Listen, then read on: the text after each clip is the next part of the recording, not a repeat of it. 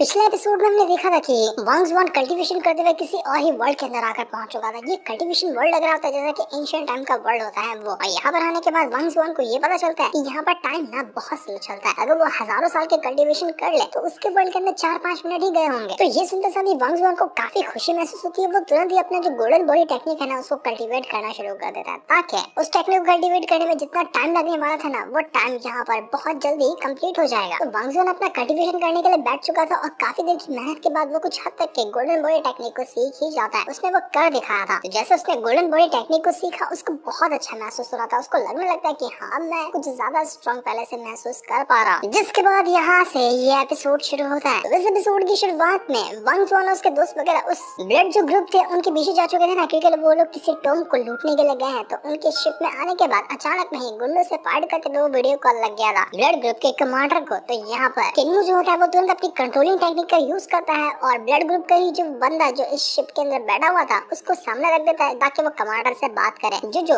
किन्नू कह रहा था ना वो बंदा कंट्रोलिंग टेक्निक में होने की वजह से सारी बात वो कहता जाता। तो कमांडर को ऐसा लगता है कि यहाँ पर उसके शिप के अंदर कोई गड़बड़ नहीं है, कोई दुश्मन नहीं है, उसके बंदे ही यहाँ पर मौजूद है। तो दोनों आपस में थोड़ी बहुत बातें करते हैं। कमांडर जो सवाल करता है किन्नू यहाँ पर उस बंदे के जरिए जवाब दिया करता। कमांडर कहता है कि किसी भी हालत में हम है उस टॉम के अंदर जो भी ट्रेजर है ना उसको हासिल करना, हम इस चीज के लिए पीछे नहीं हट सकते। तो इतना कहने के बाद वो अपना कॉल कट कर देता है। इसके बाद किन्नू और वंग्स वन मिलकर उस बंदे की भी वाट लगा देते हैं। यहाँ पर उन्होंने जैसे तैसे सिचुएशन को हैंडल कर लिया था, वरना तो अभी कमांडर देख लेता इन दोनों को और बहुत बड़ी प्रॉब्लम हो जाती। तो ये होने के बाद किन्नू तुरंत ही चेक करता है कि ब्लड ग्रुप की जितनी भी बाकी की शिप्स वगैरह है ना वो इस इलाके में कहाँ मौजूद है, ताकि आगे भी चलकर कोई अगर अचानक में शिप आ जाता है तो उससे बचने में आसानी होगी। तो थोड़ी देर चेक करने के बाद उसको इस चीज की लोकेशन मिल चुकी थी। वो कहता है कि आसपास बहुत सारे शिप है, इसलिए हमें अच्छे से और सावधानी के साथ कदम रखना होगा। इसके बाद हम कई सारे रोबोट्स वगैरह को देखते हैं जिनको ना हर एक बंदे जो थे वो कंट्रोल कर रहे थे। वो लोग कहना चाहते कि हमारे सामने कितना स्ट्रॉन्ग स्पिरिचुअल बैरियर लगा हुआ है। तो ये स्पिरिचुअल बैरियर कहीं और से नहीं, मेरे ख्याल में उसी जो टॉम है ना जहाँ पर हम लूटने के लिए जा रहे हैं उसका एंट्रेंस होगा। अंदर जाने से रोकने के लिए ये बैरियर लगाया हुआ है। तो सारे के सारे लोग उस बैरियर को तोड़ने की तैयारी में लग जाते हैं। वो बैरियर बहुत ज्यादा स्ट्रॉन्ग था, लेकिन फिर भी वो लोग यहाँ पर काफी हद तक के बैरियर तक पहुंच चुके थे। पर जैसे बैरियर को टच करते हैं ना उनके सिस्टम में खराबी आ जाती है, उनकी हालत खराब होने लग गई थी। वो लोग तुरंत यहाँ पर अपनी पावर का यूज करते हुए अपने जितनी भी अटैकिंग टेक्निक थी और जितने भी डिफेंस वाले मैकेनिज्म वगैरह थे ना उन सबको वो एक्टिवेट करने लग जाते ताकि किसी भी तरह से इस फॉर्मेशन को जो बैरियर लगा हुआ है स्पेशल पावर से उसको रोका जा सके। लेकिन वो बैरियर इतना स्ट्रॉन्ग था कि उसको रोकना इनके बस की बात ही नहीं लग रही थी। तो वहीं वंग्स वन और किन्नू जो थे ना उस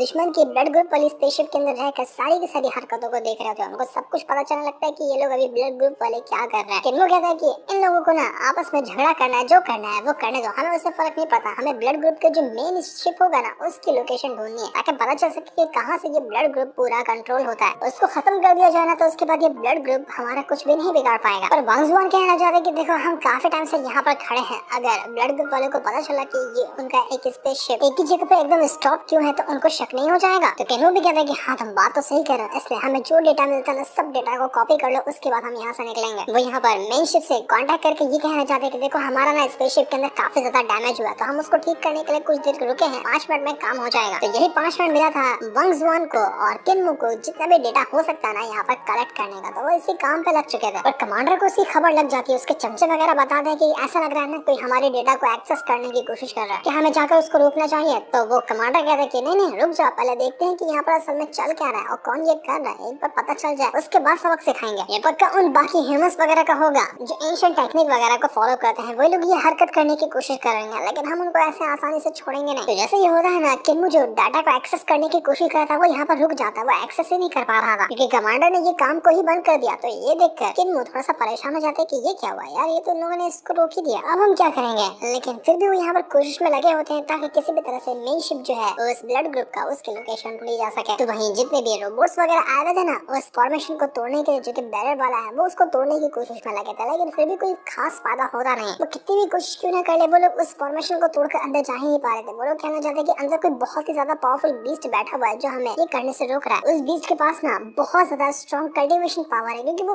बाकी नॉर्मल टेक्नोलॉजी है उसकी पावर यूज नहीं कर रहा, वो कल्टीवेशन पावर को यूज कर रहा है। उसको रोक पाना हमारे बस की बात नहीं है। तो अब यहाँ पर देखते हैं कि और भी बड़ी आर्मी आ चुकी है। वो सभी कहना चाहते हैं कि किसी भी तरह से पहले ये फॉर्मेशन डिस्ट्रॉय करो, उसके बाद जो अंदर बीस्ट बैठा होगा ना हम उसको भी मार डालेंगे। लेकिन सबसे पहला टारगेट है इस फॉर्मेशन को डिस्ट्रॉय करना, हम किसी भी तरह से फॉर्मेशन को ऐसे नहीं छोड़ सकते।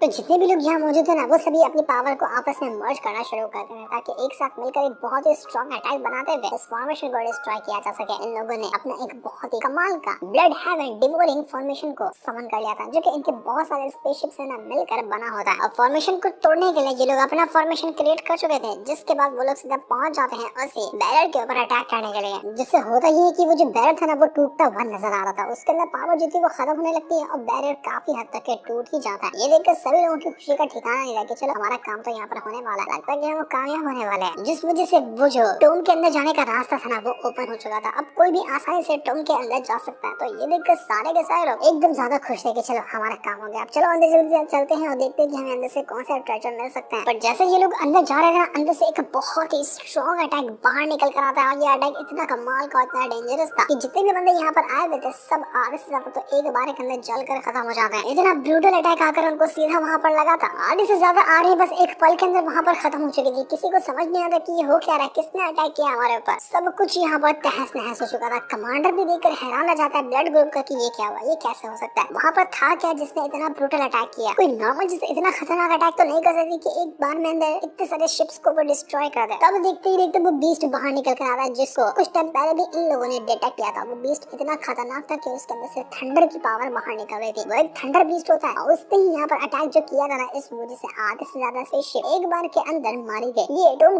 गार्डियन करने वाला बीस्ट था। मतलब टोम के अंदर न किसी ऐसे इंसान की लाश है जिसका ये पालतू बीस्ट होगा। और जब यहाँ तक कि कोई आया तो ये बीस्ट भड़क गया और इसी वजह से वो सभी के ऊपर अटैक कर रहा था। तो बीस्ट को देखने के बाद सभी लोग ये चीज तो कंफर्म कर देते हैं कि इस टोम के अंदर ना अभी भी उस इंसान की लाश रखी होगी और इससे जुड़े हुए सारे के सारे ट्रेजर मौजूद होंगे। तो अभी तो हम यहाँ पर कदम पीछे नहीं करने वाले, चाहे कितनी भी आर्मी क्यों न लग जाए, हम इस टोम की तलाशी लेकर रहेंगे। लेकिन बाकी के बंदे उस कमांडर को कहते हैं कि सर हमारे पास पावर बचे ही नहीं है, हमने अपने सारे स्पेसशिप्स को खो दिया, कुछ ही बचे हैं ना कि बारबर और रिसोर्सेस है, हम कैसे हराएंगे इस बीस्ट को। लेकिन कमांडर फिर भी कहते हैं कि जाओ जो बचा हुआ है सबका यूज करते हुए उस बीस्ट को मारो। तो देखते ही देखते सारे के सारे जो बचे हुए लोग थे ना, वो लोग एक बार फिर से अपनी तैयारी शुरू कर देते हैं ताकि उस बीस्ट को मारा जा सके। मौका देखकर किन्मू और वांग ज़ुऑन जो थे ना, वो भी उस टोम के अंदर जाने का रास्ता ढूंढने लग जाते हैं। वो लोग भी बाकी स्पेसशिप्स में ब्लेंड हो चुके थे और पता ही नहीं चलता कि ये लोग दुश्मन के हैं कि अपने वाले हैं। लेकिन तभी कमांडर का भेजा हुआ एक स्पेसशिप जो होता है ना, वो उनके पीछे आकर पड़ जाता है, क्योंकि कमांडर को पता चल चुका था कि यही के अंदर घुसपैठिए मौजूद है जो कि डेटा एक्सेस कर रहे थे। इस वजह से अब इनके ऊपर ना अटैक शुरू हो चुका था। किन्मू वांग ज़ुऑन से कहता है कि वांग ज़ुऑन छोड़ो इस स्पेसशिप को, यहाँ से नीचे कूद जाओ, मेरी फिक्र मत करना, मैं यहाँ पर किसी भी तरह से हैंडल कर लूंगा, तुम जाओ और देखो टोम के अंदर है क्या चीज। तो किन्मू सीधा उस जगह पर जाकर गिरने लगता है जहाँ पर ना वो बीस्ट मौजूद है, सभी के ऊपर अटैक कर रहा है। उसका टोम की गेट के पास ही आकर गिरा था। तो बीस्ट तुरंत यहाँ पर वांग ज़ुऑन को देख लेता है। वो उससे भी भड़क चुका था। वो तुरंत ही अंधाधुंध उसके ऊपर अटैक करने की कोशिश करता था कि वांग ज़ुऑन की जान ले जा सके। वांग ज़ुऑन घबरा चुका था कि यार आसमान से गिरा खजूर में अटक गया। वांग ज़ुऑन जो गिरा था ना, वो एक बॉल के अंदर गिरा था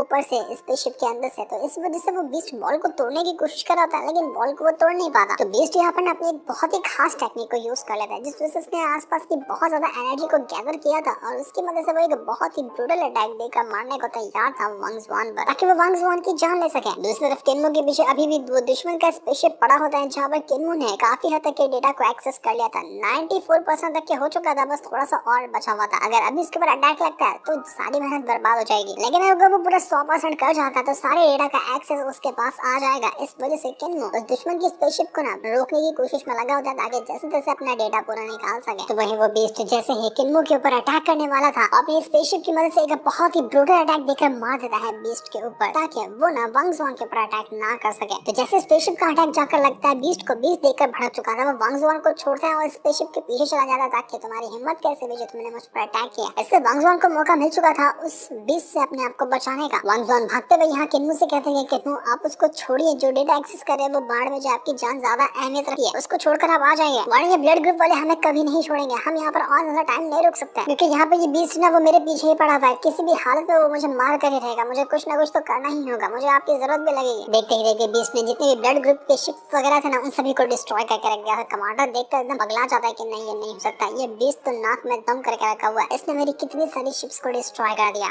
मुझे किसी भी हालत में जो इस टोम के अंदर मौजूद है ना, वो मुझे चाहिए। वो कहता कि अपना बर्निंग कैनन जो है ना, उसको यूज करो, जितने भी लोग सामने आते हैं सबको तहस नहस कर दो, किसी को मत छोड़ना, सबको काट डालो, जो किसी भी हालत में टोम के अंदर जाना है। अब ये जो मेन शिप थी जिसके अंदर कमांडर बैठा हुआ है ना, वो अपना बर्निंग कैनन जो होता है उसको एक्टिवेट कर लेता है। वो उसी की शिप से एक्टिवेट होता है। तो यहाँ पर इसने जैसे इसको एक्टिवेट किया था, उस शिप के अंदर से एक बहुत ही स्ट्रॉन्ग अटैक जो था वो तैयार होने लग जाता है। ये कैनन का अटैक था, बना था ठंडे पावर से और उसके अंदर कल्टीवेशन जो पावर होती है, एनर्जी, वो भी भरी हुई थी, जो इस अटैक को और ज्यादा ब्रूटल और काफी ज्यादा स्ट्रॉन्ग बनाती है।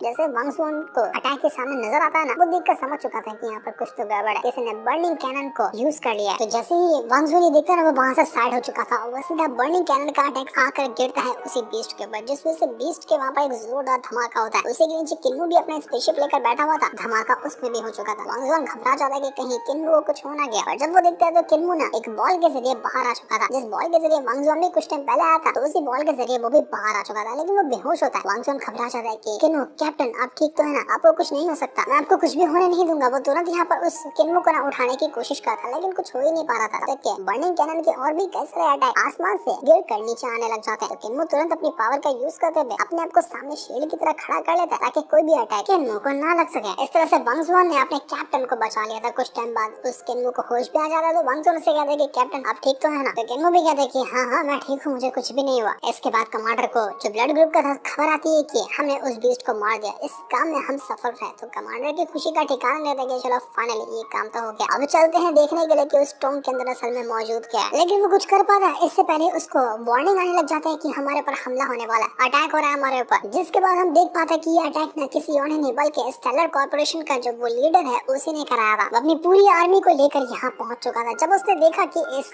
जो ब्लड ग्रुप का कैप्टन है, कमांडर, उसके स्पेसशिप के अंदर से जो ब्लड कैनन बाहर निकलता है ना, तो उसको देखकर उसको लगने लग गया कि शायद ना ये वही कैनन है जिसकी पावर को मैंने 30 साल पहले महसूस किया था। वो किसी लाइट को ढूंढ रहा था, 30 साल पहले से कोई लाइट है जिसको परेशान करके रखी है। तो अब उसको ऐसा लगने लग गया था कि वो वही कैनन था जिसने 30 साल पहले भी उसके ऊपर अटैक किया था। तो इसी वजह से वो पूरी आर्मी लेकर पहुंच जाता है उसी ब्लड ग्रुप के वो कमांडर के ऊपर अटैक करने के लिए। अब कमांडर कैनन से अटैक करने के लिए ना जहाँ छुपकर वो बैठा था स्पेस के अंदर, वहाँ से जमीन पे आ चुका था। इस वजह से उसकी लोकेशन सबको मिल गई, उसकी पोल खुल गई। तो यही मौका देखकर स्टेलर कॉर्पोरेशन के सारे लोगों ने ना उसके ऊपर अटैक करना शुरू कर दिया था। वो कमांडर देखकर परेशान हो जाता है, वो घबरा चुका था कि नहीं हो सकता, इन लोगों ने मुझे बुरी तरह से फंसा दिया। वो अपने आप को बचाने की कोशिश करता है, इधर उधर जाने की कोशिश करता है, लेकिन कुछ फायदा होता नहीं है। आखिरकार लग रहा था कि ब्लड ग्रुप जो है ना वो खत्म हो चुका है। किन्नू ने सारा का सारा डेटा कितने यहाँ पर स्पेसशिप वगैरह मौजूद है ब्लड ग्रुप की, सबका एक्सेस लेकर उस स्टेलर कॉर्पोरेशन के लीडर को दिया था। उसके बाद वो तैयारी किया और यहाँ पर सबकी मिली भगत के साथ ब्लड ग्रुप का खात्मा हो गया। लग रहा था कि ब्लड ग्रुप खत्म हो चुका है। सभी की मेहनत रंग लाई और सारे के सारे लोग काफी ज्यादा खुश हो जाते हैं। इसके बाद किन्नू और वांग जुआन जो थे ना, इन लोगों ने इस मिशन में इतना ज्यादा साथ निभाया था, तो उनको ना बहुत स्पेशल ट्रीट दी जाती है। उनका थैंक यू कहा जाता है, उनका वेलकम किया जाता है कि तुम तो बहुत ज्यादा कमाल के हो। यहाँ पर खबर आती है कि हमने उस जो कमांडर था ब्लड ग्रुप का, उसके शिप को पूरी तरह से डिस्ट्रॉय कर दिया, लेकिन वो जो कमांडर है ना उसकी लाश अभी तक के नहीं मिली है। तो कंफर्म नहीं कर सकते कि वो मर गया है या फिर वो भाग गया है, लेकिन हम उसको ढूंढने की तलाश अभी भी जारी रखे हुए हैं। इसके बाद अब सारे के सारे लोग ना उसे टोम की तरफ चले जाते हैं, ताकि देख सके कि असल में टोम के अंदर से उनको मिलने क्या वाला है। उनकी एक नई कैप्टन भी होती है जिसका नाम गुआन लिन था, और ये इन सभी को अपने साथ ले जा रही थी उसे टोम के अंदर, क्योंकि बहुत ज्यादा नॉलेजेबल पर्सन है। उसको सब पता है कि टोम वगैरह क्या होते हैं, किस तरह से उनको देखा जाता है। पर जैसे ये लोग यहाँ पर आते हैं ना, अंदर से कुछ लोगों की आवाज आती है। वो एक लड़की की आवाज थी। वो कहने लग जाती है कि देखो हम यहाँ पर काफी टाइम से रिसर्च कर रहे हैं, अगर आप हमारे साथ कॉर्पोरेट करती हो ना, तो हम दोनों एक दूसरे को अपनी रिसर्च वगैरह शेयर कर सकते हैं। आगे चलकर हम दोनों एक दूसरे के साथ काम करेंगे। ये सुनकर वांग जुआन और सारे लोग हैरान हो जाते कि हमसे पहले कौन यहाँ पर आकर टपक के असल में यहाँ पर चल क्या रहा है। तब वहाँ पर एक लड़की आती है जिसके पास एक खास तरह का रोबोट भी था, और उस रोबोट के पास ना किसी तरह का वेपन होता है जिसको उसी टोम के अंदर से मिला था। तो वेपन इतना ज्यादा कमाल का, इतना स्ट्रॉन्ग था कि उसके अंदर से बहुत ज्यादा हाई लेवल की स्पिरिचुअल एनर्जी बाहर निकल कर आ रही थी। टोम के अंदर से भी ऐसी एनर्जी बाहर निकल रही थी जिसका हिसाब भी नहीं लगाया जा सकता। वो टोम बहुत ज्यादा मिस्टीरियस लग रहा था, और अचानक में अंदर जाने का गेट भी ओपन हो जाता है। जो वेपन वो रोबोट लेकर आया था ना, उसका नाम था डिवाइन